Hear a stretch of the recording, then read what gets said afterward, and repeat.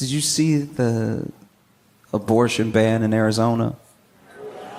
Yeah, it's pretty crazy because, in case you haven't seen, the state Supreme Court, I believe, reinstated an 1864 law that bans abortion across the board, no exceptions, right? And people are, obviously protesting. People are going back and forth online and everything. And I've been thinking about it a lot because I'm thinking about it from the perspective of someone who will never need one himself. Do you know what I mean? I'm never gonna get with somebody and then be like, she hit it and quit it. I don't know what I'm gonna do. You know what I mean? And so I was thinking about it because it's in Arizona, but Arizona wasn't even actually a state when this law went into effect. Like Arizona didn't become a state till 1912. Arizona wasn't born yet.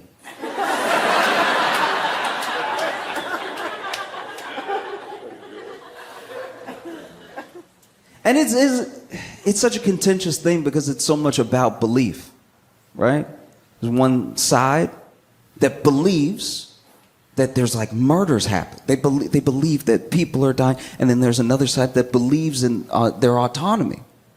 They're like, no, you can't just come in here and tell me what to do, right? And no matter where you land, I've tried to think of a way through, like a path, right? Something that makes things a bit more fair, And I'm not perfect, and I'm not a woman, so I don't know if this is helpful, but it feels like everyone who wants the 1864 law should just have to live like it's 1864.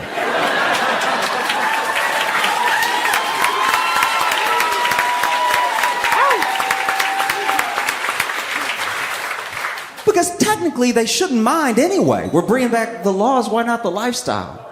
You can have the law that you want. You win, you got it. But also no more medicine for you. That's done. Guys, flush those down the toilet. And when you do, enjoy that last flush, because toilets are also off. Those are done too. Yeah.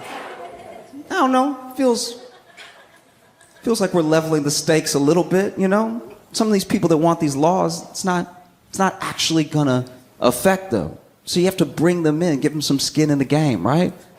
If it's 1864, oof. One bad taco.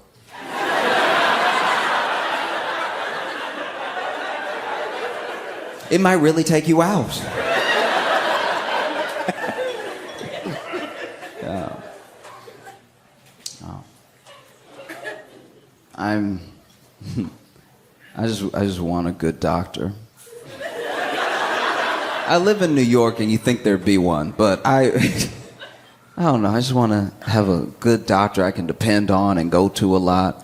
Because I was going to this one doctor just for a checkup, right? Just a physical, because I hadn't gone to a doctor in a year and a half. I'd been blessed enough to not have more than a cold, so I just wasn't going to the doctor. And I finally went, and he had the popsicle stick.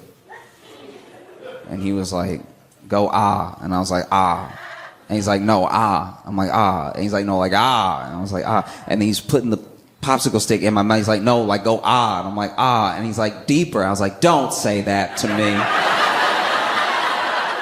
Not for this. And so he's like, go ah. And I'm like, ah. And then this thing happened, and I understand people are human, but this is unacceptable, right? So I'm like, ah. And then he's like, yeah, ah. But then he is going ah so much that he goes ah, and then he coughed in my mouth.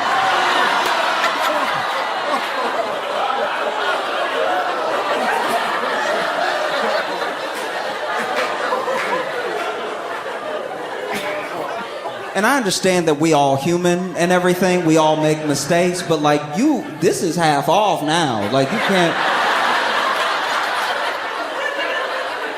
You know what I mean? You're not just going to charge my full insurance. Because now I got what you got.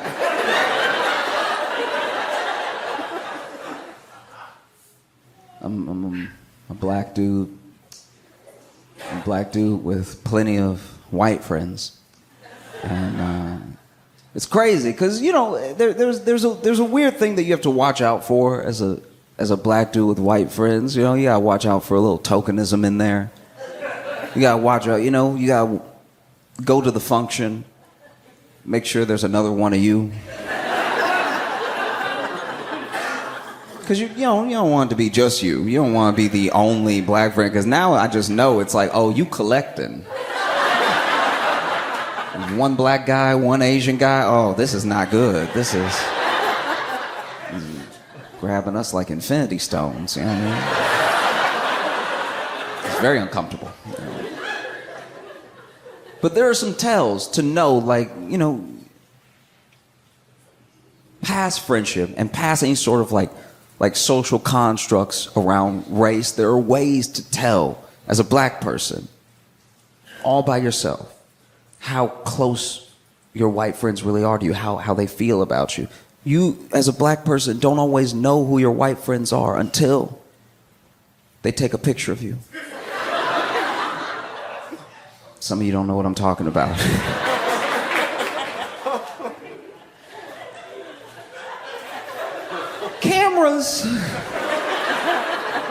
Cameras weren't necessarily made with melanin in mind. And every once in a while, you'll have a white friend take a picture of you or a picture of you and them, and you don't come out looking great. And you'll show them the picture. You'll be like, what is this? You made me look like a cat. Like, what is happening right now? And they're like, looks great to me. Oh, okay. That's terrifying news, because that means this is how I look to you all the time. If you don't see a difference, I don't know if we could be friends. This is insanity. You know, love a white friend who thinks about a flash. Sometimes at the sacrifice of themselves. I've had some wonderful white friends who have been like, let's make sure that everybody in the picture looks good. We'll put the flash on. I don't even have to say anything. Just in my head, I'm like, wow, what a white friend. What a true ally. And then we'll take the picture and I come out looking amazing. We're coming out looking extra Nubian, you know? Like a young prince, and then they look like a fresh ghost.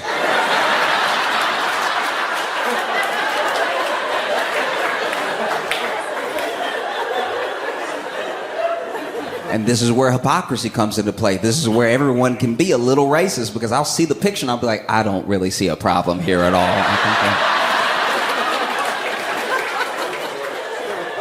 You look great to me. I'll be vulnerable for a second. Tell you. I'm lucky to be staying in a very nice hotel this time, right?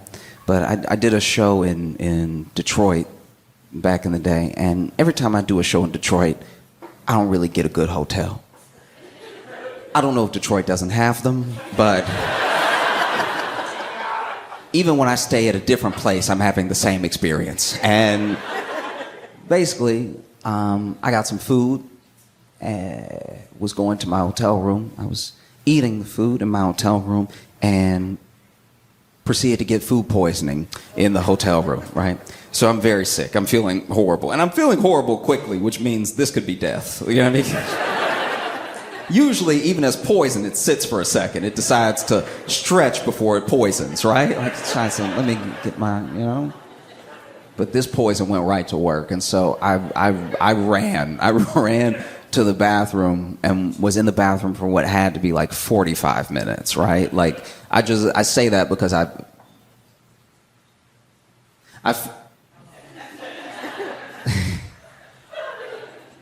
just finished an episode of Answer It, yeah. I say that because I finished an episode of Love is Blind, and I think that's around 45 minutes. And so I was in there for quite a while, and you do your best, while you do your best. And because this was not a good hotel room, this is not my fault, but because this is not a good hotel room, things in the hotel room are not good, right? So like the little cabinets are rickety and everything, and at a certain point, the toilet does stop flushing. And I don't know what to do, because they put they put everything in there, but they don't put enough in there. Like there's no plunger in the room, and I kind of get why, because I understand if you go to a hotel room and there's already a plunger in there, you're like, I'm not in a good place. I'm not. Things have happened here. If there's already a plunger in here, I don't want to live this life. I need to try to get my money back, right? But when you need a plunger and there's not one, you are like, why don't they just have a plunger in here? And there's no cabinet with certain things like a broom or a plunger that you would need. And so I finish up. I got most of the poison out, and now I got to figure out what I'm gonna do though, because I'm in this room for 2 days. And I don't know, I personally let things bother me, and I let my mind go to place, like I'll go with a scenario to a place that it would probably never go, but I'm so in my head about it, you know what I mean? Like there's a part of me that's scared that if they know that this is me, because now I have to tell them. Now Now I'm basically supposed to go downstairs, because I can't call down because the phone is broken. It's not a good hotel room. And so now I basically have to go downstairs and be like, hey, listen, I got some food from where y'all recommended, by the way, and it poisoned me. I was poisoned, and then I had to work the poison out. Anyway, do you have a plunger? That is too much in my mind to have to do with a stranger. And I was even honestly kind of rehearsing it in the mirror. Like I was just like, if I just ask for a plunger, or if I'm like, hey, do you have any extra bathroom supplies? And then they're like, toilet paper. I'm like, guess again.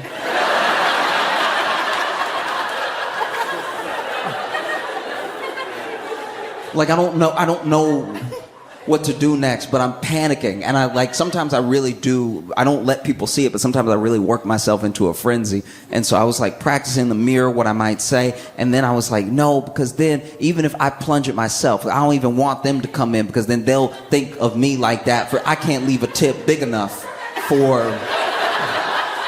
I also can't leave a tip big enough because I don't have the money to stay in a nicer place. So we are all meeting on the level right now, right? And so I'm like, I'll plunge it myself, but then if I plunge it, then where do I put the plunge? And so then I go downstairs, and I'm standing in front of the front desk, and somebody else was checking in, so I let them check in, and then I walk up, and I'm like, hey, I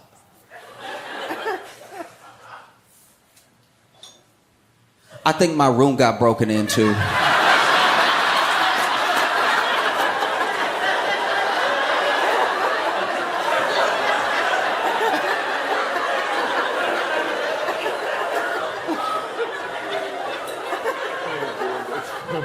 And it just sort of came out of my mouth. But they were like, what? And I was like, oh, yeah, I came back and the door was open and stuff. Y'all don't have cameras, do you? You wouldn't have cameras. This is in a nice hotel, so. Okay, y'all have to take my word for it. Thank goodness. But yeah, I sort of came back and my door was cracked open. Maybe I didn't close it enough. That's my bad. But can you, I don't know. I just don't know what to do. This has never happened to me before. And so then they're like, well, let us see if anything was taken. And so I was like, oh, I didn't want this to happen either. And they walk with me back to my room.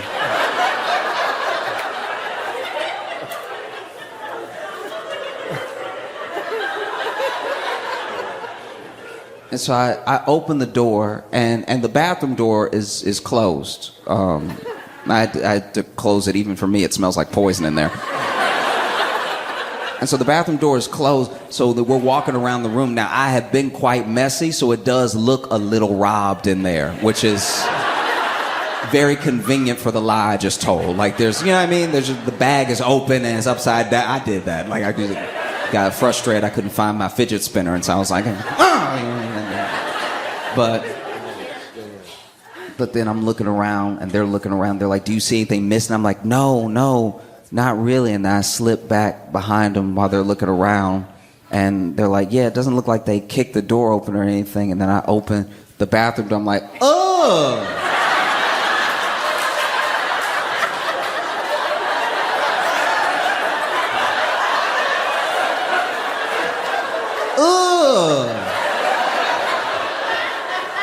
They did something bad in here.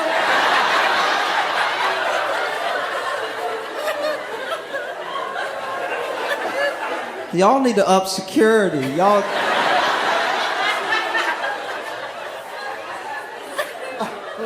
Look, nobody should have to deal with this. Do y'all have a plunger? Because I will do it myself.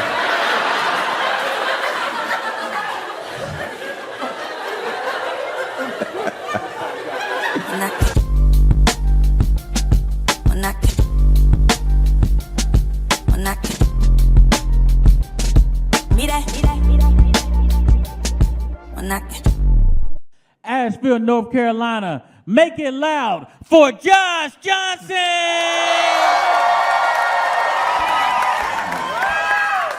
I've been very excited to come here. It's been years since I've been to Asheville, and I like being here because y'all have it all. You know, you have like street crime and woods crime. You know what I mean?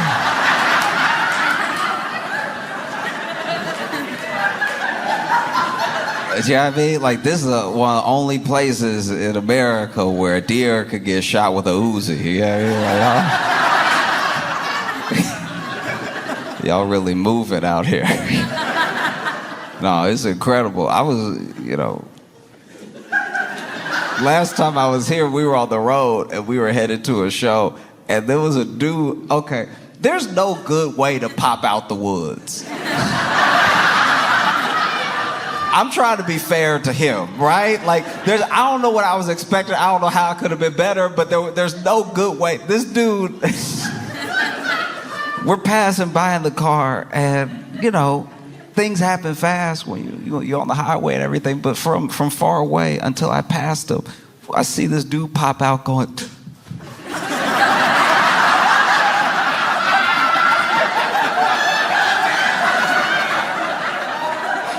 And it's so hard to tell if he needed help or if someone else needed help.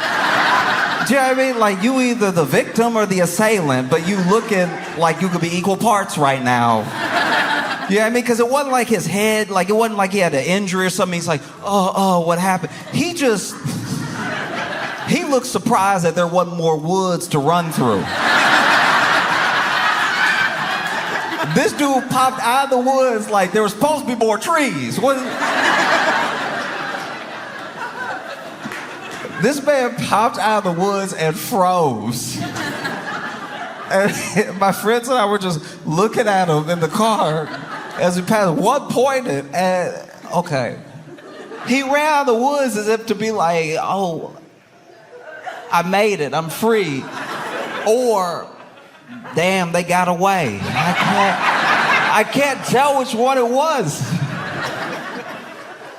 No, because he was dressed. It wasn't like he was a naked man, but okay, even if you're wearing clothes, there's a certain amount of legs open that make you feel naked to other people. You know what I mean? The fact that he ran out like it doesn't matter that I have pants on right now. This is a very naked stance to take. This doesn't look, these aren't regular clothes stances. And so the fact that he ran out of the woods and stopped and was looking around, it's like, you might as well be naked because you're making us a naked amount of uncomfortable, you know? My man busted out of the woods. And, I wasn't next to him. I was in a car. Thank God I was in a car. But you could just tell from looking at him, he breathing heavy. which means he was running in the woods for quite a while. Looking around all low. Why? Just stand up. Like, do you know what I mean? There's nothing to hide behind now. So being this low, legs open, looking around, this is a much more comfortable position to look around in. This man ran out, and we saw him. Okay, so we saw when he busted out of the woods, we were pulling up. You know, so we saw him bust out of the woods, and then one of my friends pointed, and I know he couldn't hear us. I know he couldn't hear us. Like you should know I know that. I know he couldn't hear us, and the windows were up. He couldn't hear us, right? But my friend was like, "Do you see that guy?" And right when he said, "Do you see that guy?" This man, I turned, I look, and he looked at me. Now, I know I'm in a moving car. He probably just looking in my direction. But I screamed like he was in the car.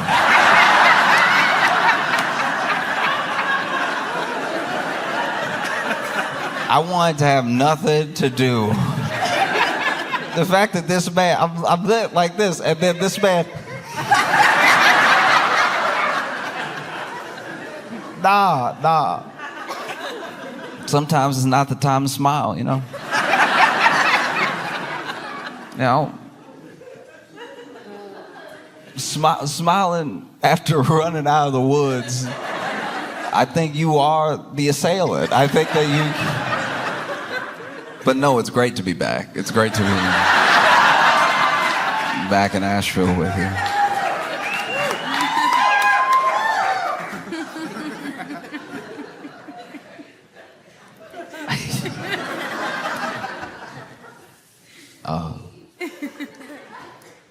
Can I tell you a story? When I was a kid, I was walking down the street, and it's funny, man. Art can save your life. It really can. Cause I was walking down the street, and there was this dude right in front of me, right? And I wasn't like too close to him, but I was just basically keeping up pace with him, and we hit a light, and so he stopped, I stopped, and I was just looking around, and I saw a new mural that had been painted, and I don't know, it just fascinated me. I took a second to look at it, and I guess the light had changed, and we had the right of way, and he went off walking, and I was still just staring at it, and then just as I decided that I had taken it in enough, I turned and got ready to take that step off the sidewalk. And then in the middle of the street, this car had, I guess, run a light and was about to run another light, and it hit that guy, the guy that I was right behind, you know? And he's okay, by the way. I mean, he did get hit by a car, but like he's the level of okay that you are years after getting hit by a car. He moved on. Like, he walked away that day. It mostly hit his ass, but like it did graze him in a way that, like, because I was just a couple steps behind him and because I've been keeping pace with him for a whole street, I was like, that would have hit me square. You know?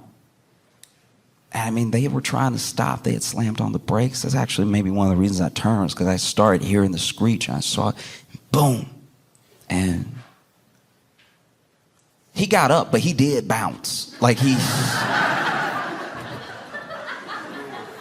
it's like, if he bounced, I would have flown. I don't know why it is when you get hit by a car, sometimes your shoe fly off. I don't know why people don't tie their shoes tight enough, but like, this thing like hit him from behind. He spun and he went up a little bit and his shoe flew right, but his shoe took so little resistance to fly off. Like, it would be different if he had like rolled over the windshield and the shoe flew off after that. But the shoe started flying off before it looked like he was really going in the air.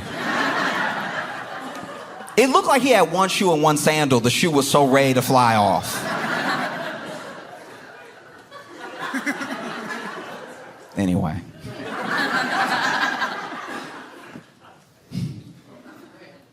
I still can't get over what happened Sunday at the Super Bowl. I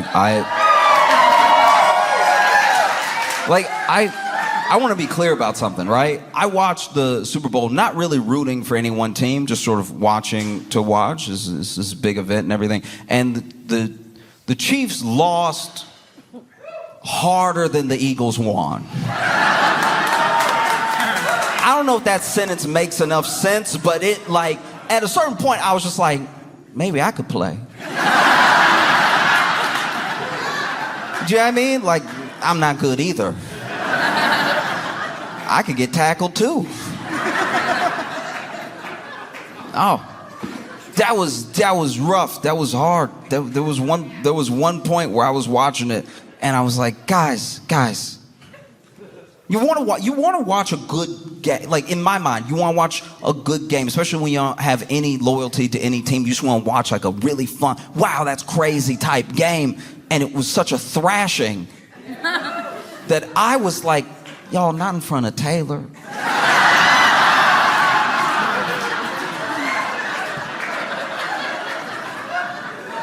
Taylor done shown up and got dressed and everything. And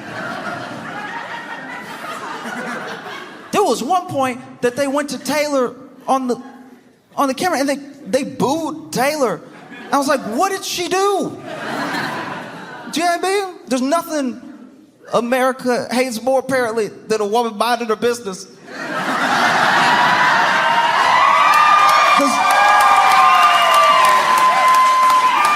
Because even she was like, I couldn't have done anything.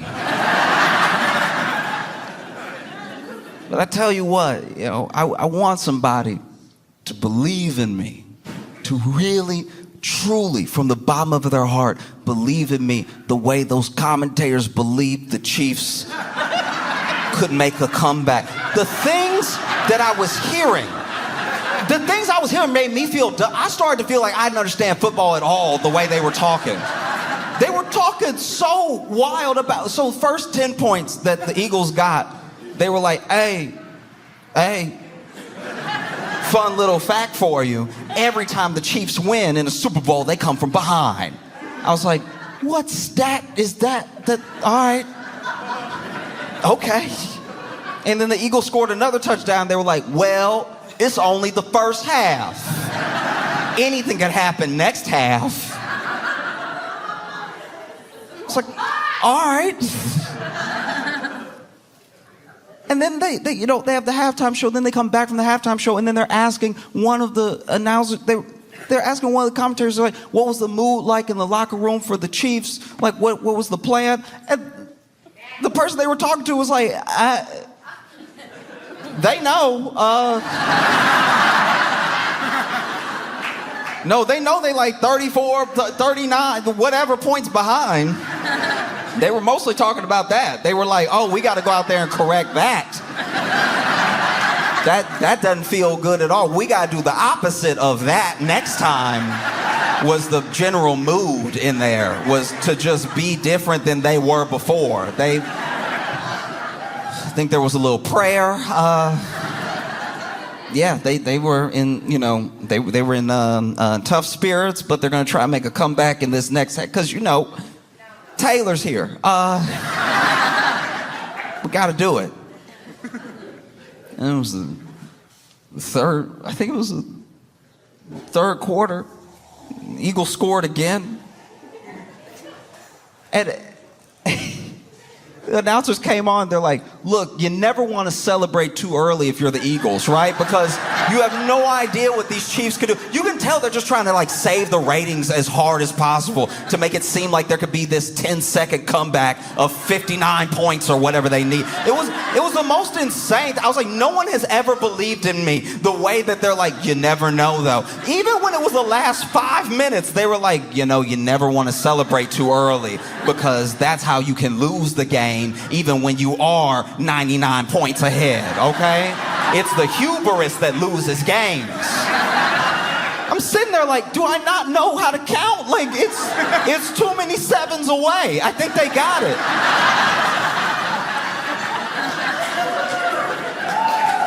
Like, I'm not the best at math, right? I'm not the best at math. I needed a math tutor, and my math, okay, I was in algebra, okay.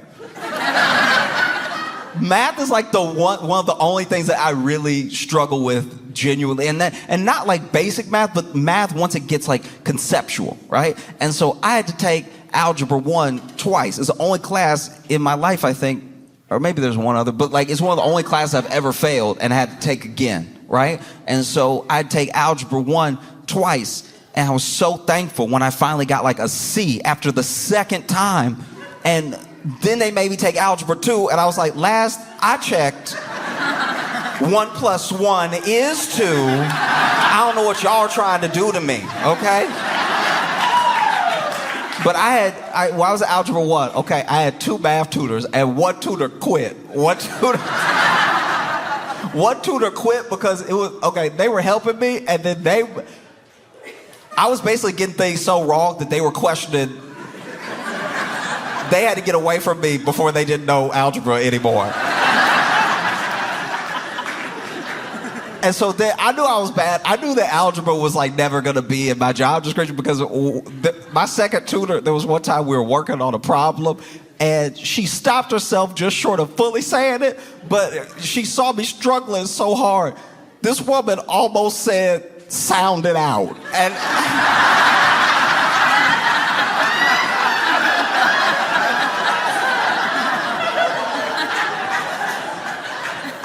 and she stopped herself, but you could tell, like, beneath the surface, there was this thing of, like, I don't even know how to help right now. And don't get me wrong, I'm not judging. I hate when people look at the efforts of, like, elite athletes as if they're not all incredible. The Kansas City Chiefs are good. They were just bad that day against the Eagles. I throw a football like I just got an arm. So I'm not going to be over here judging too harshly, right? It's just the way that they fought so hard. Oh no, they can pull it out. Trust me. They can do it. You know? And then my friend shared a theory with me. This was crazy. This dude told me, I was talking to my buddy David, and David said, because I told him the thing I just told you, right? I was like, I've never seen a game like that where they've tried to make it seem so even the whole time, even though the numbers were on the screen. And my buddy David said that Tom Brady was one of the ones really pushing that narrative. And he thinks that it was because Tom Brady is jaded from the fact that off of this potential three-peat, people are already calling Patrick Mahomes like a GOAT, like putting him in that conversation. And so they're like, they're basically lifting up Patrick Mahomes very quickly and very young, very like, you could even maybe say a little early in his career for the GOAT conversation. And then Tom Brady, who's obsessed with the game and gave so much of his life to it, sees that and feels some type of way. And so he was basically telling me that every time they did that, that was actually just Tom Brady digging in. And I watched some of it again, and I think he might be right. Because it was coming off hella sassy when you watch it back with that context. Like when you see Tom Brady commentating on the game, he's like, yeah, Mahomes. I mean, you never know with these Kansas City Chiefs and how good Mahomes is. Maybe he can come back from 30 points. I mean, maybe he's just that good. We don't know, right? A lot of people are calling him the GOAT. I mean, not today, but a lot of people are calling him the GOAT. So maybe he could do it. Interesting strategy, getting sacked again. I've never seen anything, but this Patrick, he's good. He's very good. He's probably used this as a strategy to lose by so many points in the first half that he really comes back in the second half. Because he can, because he's Patrick Mahomes. You know, back when I was playing, I tried to not get sacked, but I guess if I had been sacked more and then won after that, people would be more impressed, but it's...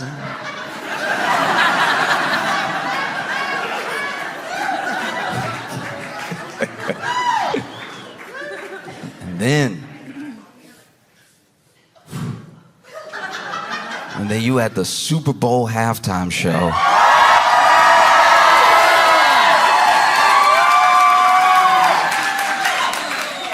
Like, Kendrick Lamar. This was crazy because, okay, everyone has their opinions about it, right? But I know when I was watching it and it started and I saw Samuel L. Jackson. I saw Samuel L. Jackson, camera goes over to Samuel L. Jackson. He's like, it's your uncle, Sam. And I was like, oh, we had already started. That was dope. That was dope to have Samuel L. Jackson as Uncle Sam was dope. Because one thing is obviously the little like wink wink, cute thing, right? But one thing that Kendrick is incredible at doing, something I haven't seen people really be able to do, whether it's through music or imagery, is layers to a story. And there's multiple layers to everything that happened, right? Samuel L. Jackson is playing Uncle Sam in Body of America, welcoming us to the Great American Game. The Great American Game is in the game of Kendrick's life that's about to play out, right? That's why we see the PlayStation controller on the football field, the game as in football, and the game as in the thing that we're all in, the thing that we all play. Whether you feel like you're playing it or not, you're a part of it. You know?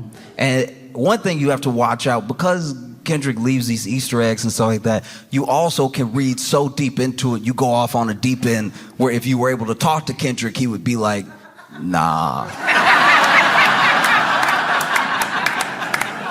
The internet is full of them. The internet is full of like, yeah, so then he had these dancers come out in red, white, and blue because Drake, because he beat Drake blue, and then you gonna see red because we beat him so much that the red comes out and Drake is white. Like, I think that's a very misguided take. But you can get there. It's very easy to get there. You start searching, hunting, trying to read into every little thing. And if you're not careful, yeah, you go off on some deep end. That's not what anybody intended, you know? And this dude says it because that's the other thing. He sets you up with some pretty fire lines that make you start digging. He specifically says, you wouldn't get the picture if I sat you for hours in front of the Louvre.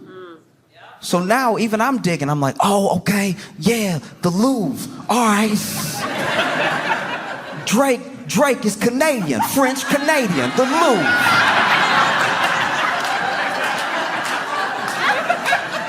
Yeah, French Canadian, the Louvre, like in France where they keep the art, but Drake's not an artist, no.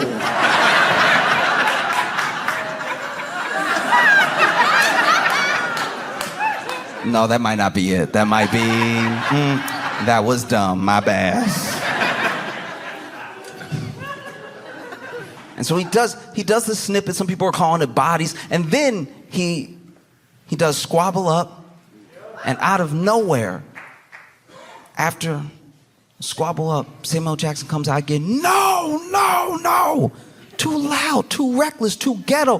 One of the things that if you've been black in America at any point you've heard about yourself, whether you overheard it from people talking behind your back or it was told to your face, too loud, too reckless, too ghetto, there's something wrong with you just being yourself.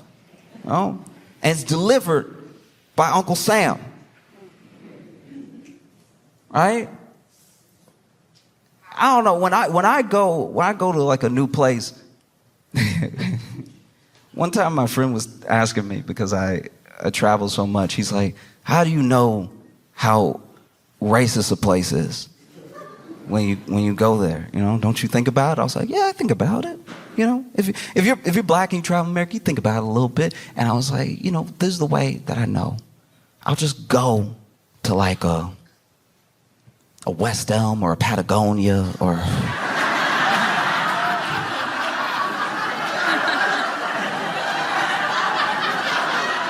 a Lululemon or I'll just walk in and look around, do a little shopping, and just smile at people. And however long it takes them to smile back is probably how much danger I'm in.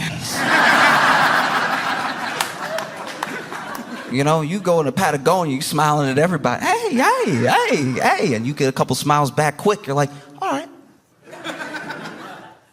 We're safe. if you walk into a West Elm and everybody just looking.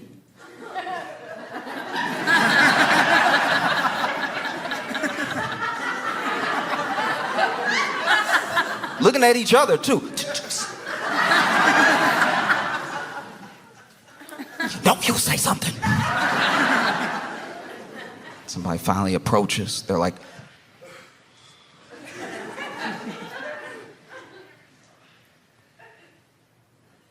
can I help you?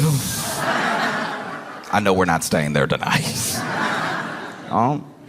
So then this dude, Uncle Sam, Samuel Jackson, tells him, tighten up. He asks him, Mr. Lamar, do you really know how to play the game? Do you really know how to navigate? Do you really know what's expected of you? Do you really know what to do next?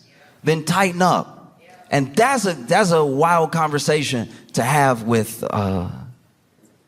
someone who maybe even thinks they're helping you, right? Because that's been told to me in different ways by lots of people. Like, tighten up, watch yourself. Don't be too loud, too ghetto, too reckless, you know what I mean? And sometimes it's white people, sure, but sometimes it's older black people that I know that just want you to be safe because they know how the game is played, right?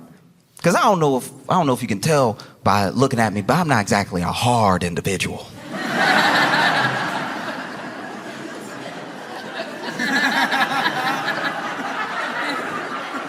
Do you know what I mean? Like, I'm not.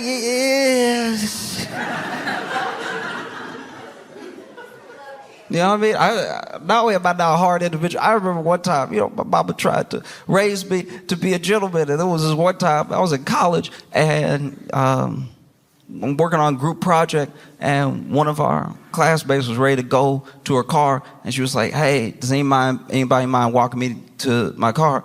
And I was like, yeah. And then she was like, does anybody mind walking us to my car?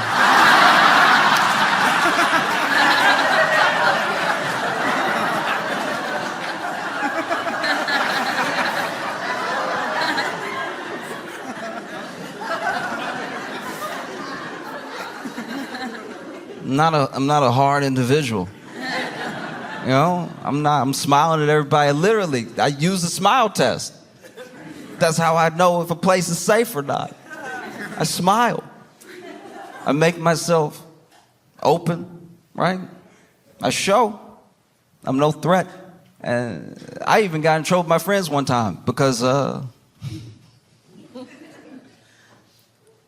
we were walking down the street in Chicago and made eye contact with this cop, and he was like mourning, just a little passing mourning.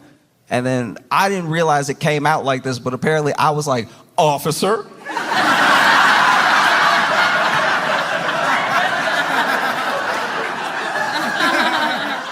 I don't remember it like that, but apparently that's how I sounded. My friends were very upset with me. One of them said I said it like I was welcoming him home. I thought I just said, officer. Apparently I was like, officer? So once again, I'm not a hard individual. So if I've got the speech, if I've got that speech, tighten up.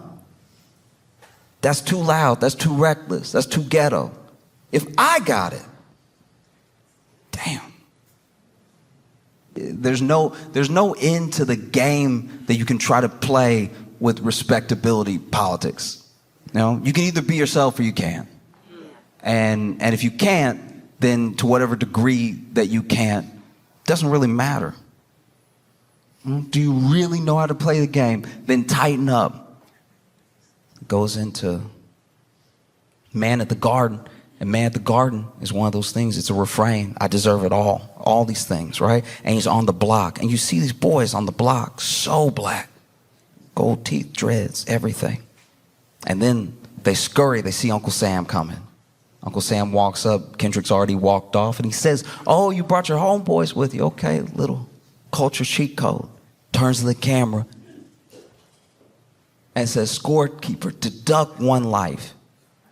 And some people didn't hear it. Apparently the mixing wasn't great for everybody. So there were some people whose review of Super Bowl halftime was pretty bad, and some people thought they were just being haters. But no, genuinely, depending on where you watched, it depended on the mix that you heard. So there were little things that Kendrick said that either went over people's heads, they didn't quite hear, music was too loud, too soft, whatever. I was watching the Super Bowl halftime on Tubi, and Tubi did incredible. Tubi knocked it out of the park. I was like, man, Tubi was like, this is our chance. We cannot mess this up. A lot of people don't know we exist. And we're literally free. We have to knock this out of the park. And they did, because I heard everything. I saw Samuel Jackson turn, scorekeeper, deduct one life, and that thing hit me hard, because that is what happens. That is part of the game. You should know that. That's one of the reasons that it's sometimes scary to stand up. It's scary to be different, because whenever you build community, they usually deduct one life. Whenever you make a movement, they deduct one life. And there are plenty of examples of it happening with black people and black culture, but it is everybody, just so you know.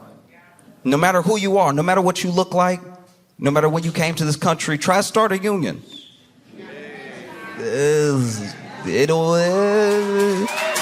And look, it might not be you. They might miss. But it is what happens. Deduct one life. And it's wild to hear Samuel Jackson deliver that line, because Samuel Jackson was an usher at Martin Luther King's funeral. Right? Like, Samuel Jackson used to be way more militant. And I'm not saying he's not now. I'm just saying, like, back in the day, he was about that action. He'd lock you in a room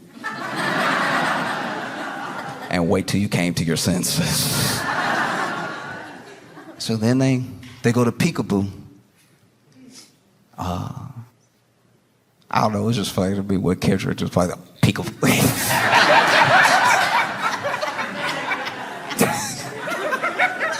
Nah, I had to laugh.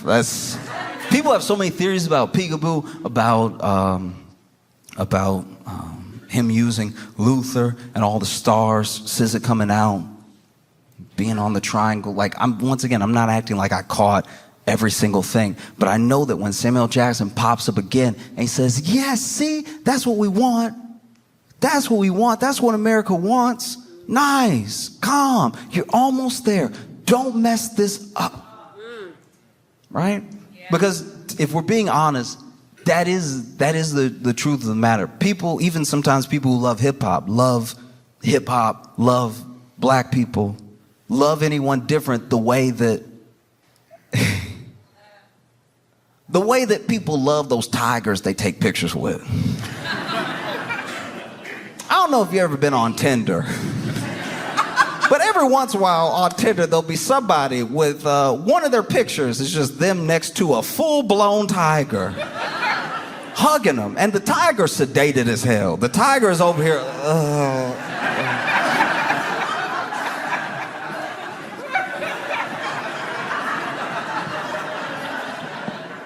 And they're over there hugging its neck like they're in the Jungle Book. Like, we have to protect these beautiful animals, all right? We have to preserve their way of life. Oh, shoot him again. Shoot him again in with the dart. He looked like he was opening his eyes for a second. So sweet, so gentle. Deep down, they're just gentle creatures. Shoot him again. He moved. That leg. I don't like what that leg doing. Looked like he gonna get up. And that is how people sometimes, prefer their hip hop, prefer their protests. Why can't you just do it sedated? Why can't you just tone it down a notch, right? And then he plays Not Like Us. And people lose their minds.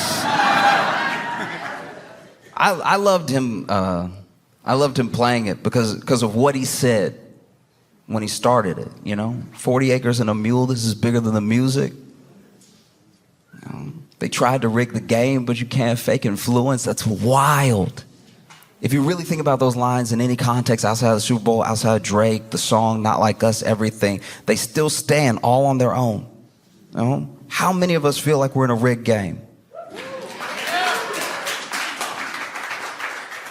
And it was beautiful to watch Not Like Us get played on that world stage, Drake tried. He tried his best. That dude tried his damnedest. Not only did he try, that dude went to Australia. Not only was he not in America, he was under the earth.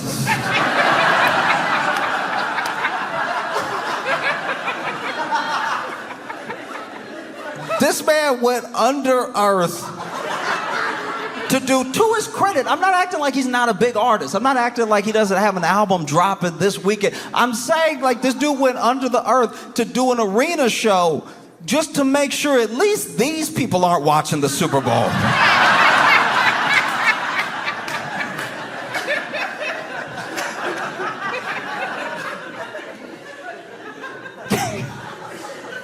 Can you imagine?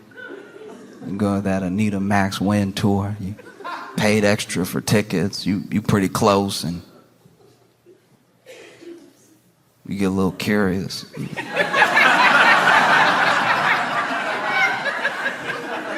Drake on stage. What is that? What is that? Get him out of here.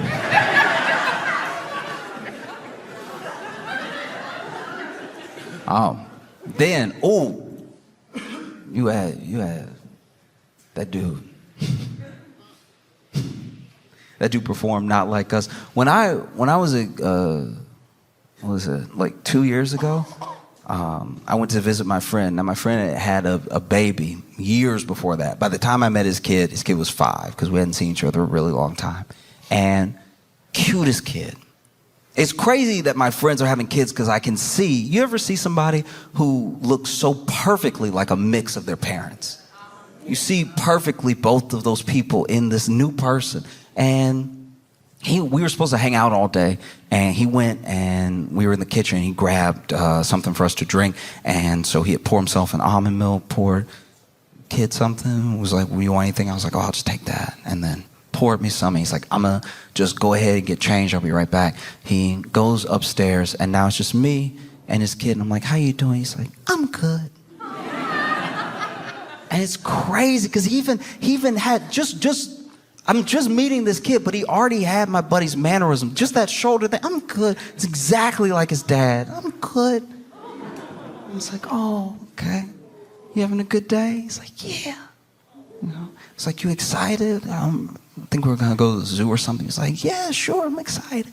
Be fun, And then he turned around and he knocked my milk over.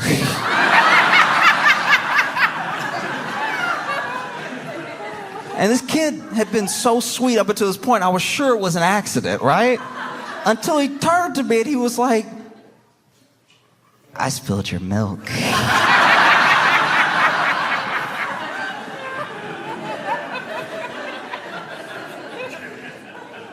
And when I tell you that thing was imprinted on my memory, I had actually forgotten about it for these 2 years. Until Kendrick said, "Say, Drake."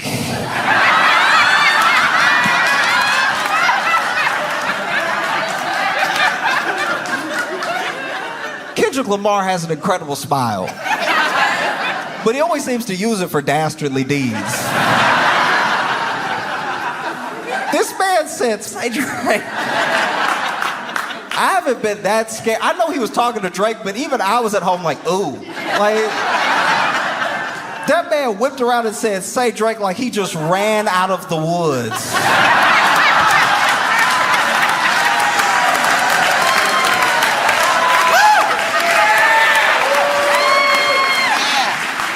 Oh, that was crazy. That was insane. "Say, Drake."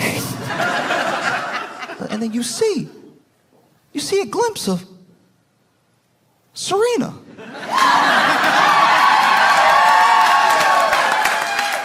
I couldn't believe I saw Serena dance. I was like, is that Serena?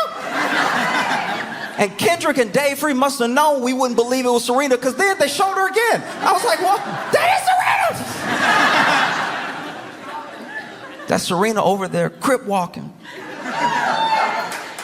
Which, if you pay attention to the layers, you pay attention to the storytelling, one of the most beautiful things about Serena being on stage, crip walking, dancing, right, is not just as a sort of FU to Drake, right? Because it is. Because her and Drake, you know.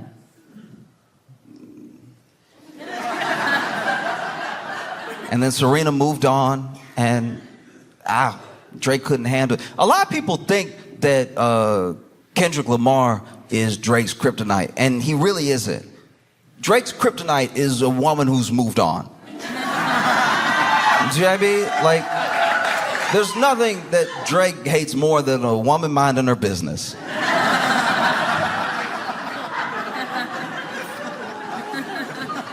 And so he would make songs, little sneak disses at Serena, little sneak disses at Rihanna, all this stuff, right? He loves beefing with women who have moved on.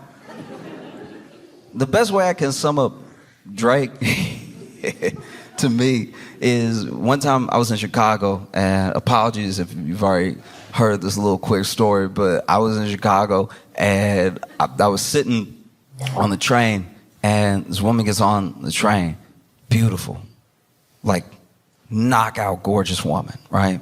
And she ended up sitting next to me, and then this other dude gets on the train, and he's sitting across from us, and he tries to holler. You know, he's like, hey, sweet thing, how you doing, right? Now, this dude, to be fair, was very good looking. He was very good looking. Like, when I looked up at him, I was like, oh, you two would make sense. Very good looking dude, put together, everything. And he's like, hey, sweet thing, how you doing? What you doing? Where you going? How's your night? You know? And then she looks up from her phone and she goes, oh, nah.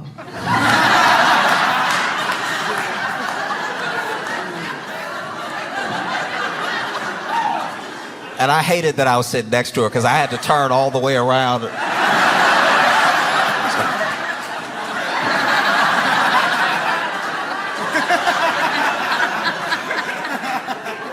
But she goes, oh, nah. And he just sits there.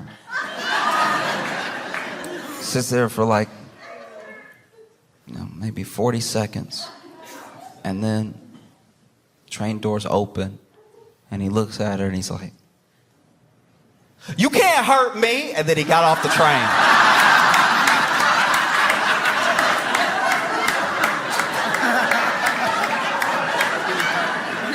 And that's what a lot of Drake beefs with women feel like to me.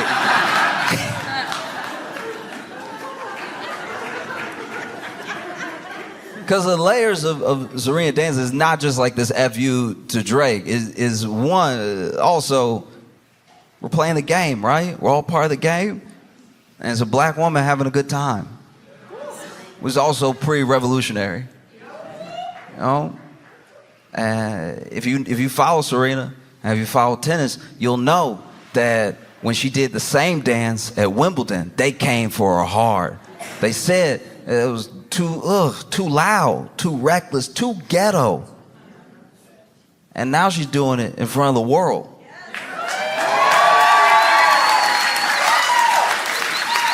In front of the world with nothing but joy and people cheering her on, right?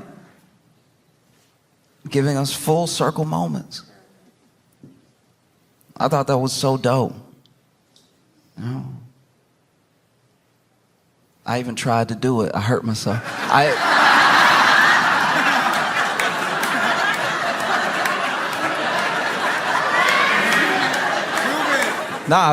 popped right up. I was like, oh, Serena! Look!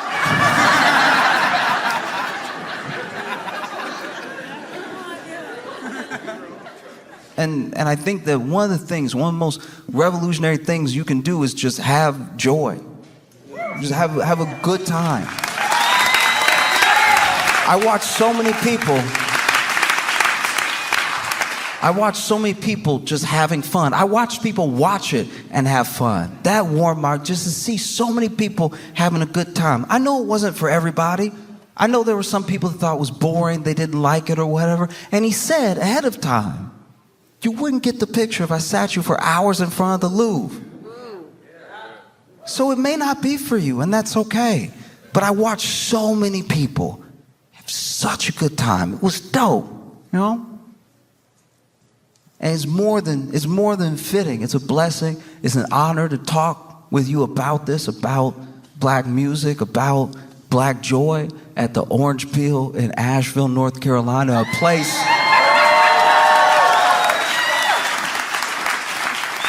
that in the 60s and 70s had incredible black acts.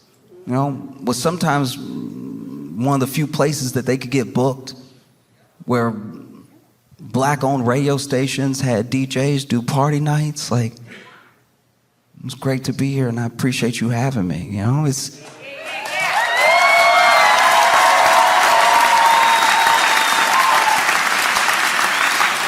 I think that for the most part, when I think about the halftime show, and when I rewatch it for the 100th time,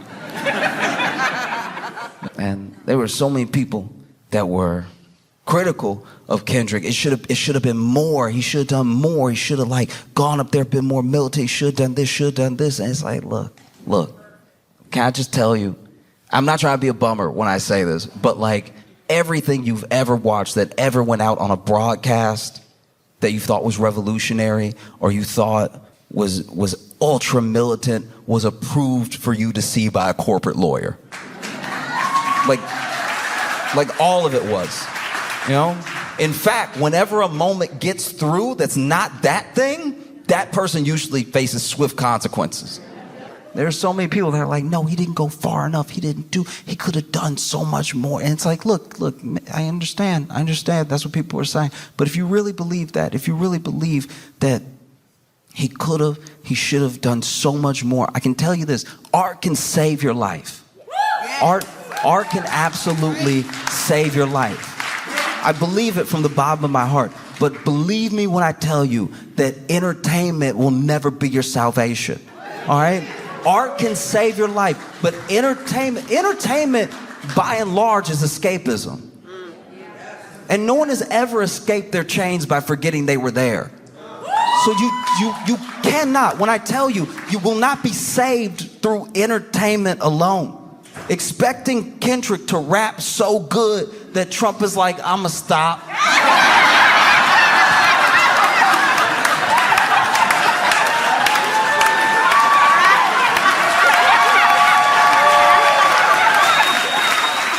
Like, be serious.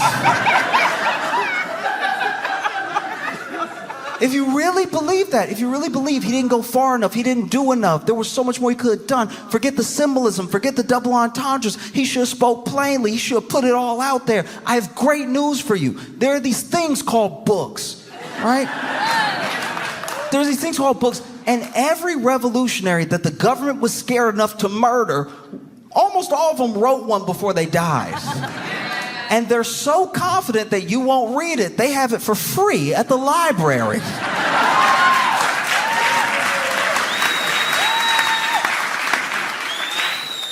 I'm just genuinely, I don't know what to say sometimes when people are like, why didn't he do this? It's like, I don't know, man. I'm not in his head. You know, he's great. You can't expect him to save you. He did an entire album where he said he wasn't our savior. The whole album where he was like, yeah, but I rap. I think it was incredible. I think it was a phenomenal show, especially in a year and a time where there are people that would have black history disappear. You know, there are people that would have us forget.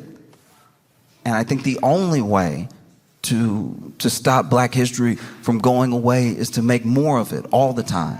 Make new history all the time, new moments, you know?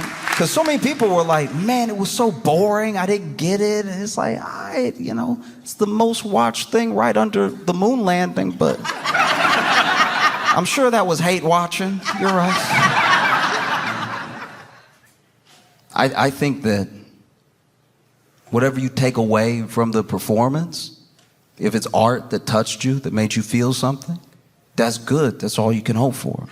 But if you want like a revolution, if you want change, you're probably gonna have to go outside and get some or make some.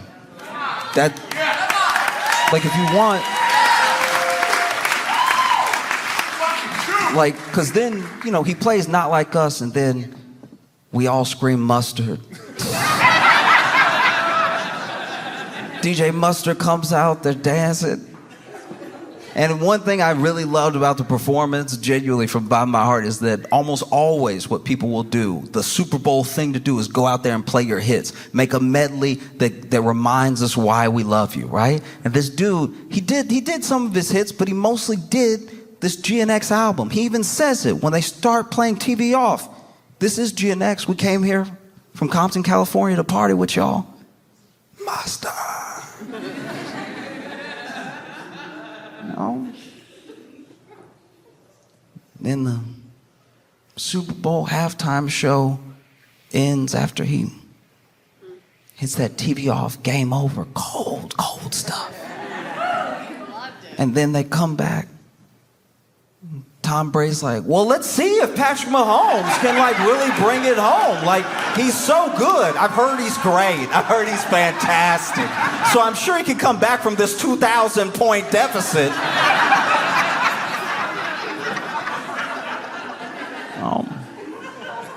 No, for real though. If you want change, art can save you. Entertainment will never be your salvation. And so if you really want to see a different neighborhood, a different country, a different world, you probably gonna have to turn TV off. I have another friend that at her job, they found a heroin needle in the break room, right? So like you skipped like you went straight to like the druggy drug, like top drugs. Like this is just drugs now, you know what I mean? So I understand everyone was freaked out and they found it like on the table, like not even throw away. They didn't even try to hide that they were doing heroin at work, you know? But then she told me, she was like, yeah, so we found this heroin needle in the break room and we couldn't figure out whose it was. And I was like, if you can't figure out whose heroin needle that was, that's the best person at their job, all right? They are not letting heroin affect their quality of work, okay? Either they're the best person at their job or y'all all suck. Y'all are all doing a heroin level of job at this job. You don't need to drug test anybody, you know? All you need to do is get some oil, some grease, just slick it up the floor a little bit, all right? Let everybody fall, okay? Whoever take too long to get up is clearly on heroin. All right? Also, if they take too long to fall, if they slip like, that's a heroin fall. That's your man right there. Hey, thanks so much for watching. Please like and subscribe, hit the notification bell, and tell a friend. That would be a huge help if you tell people about it. Sharing is great. There's like a share button, but if you tell people, they might click on it.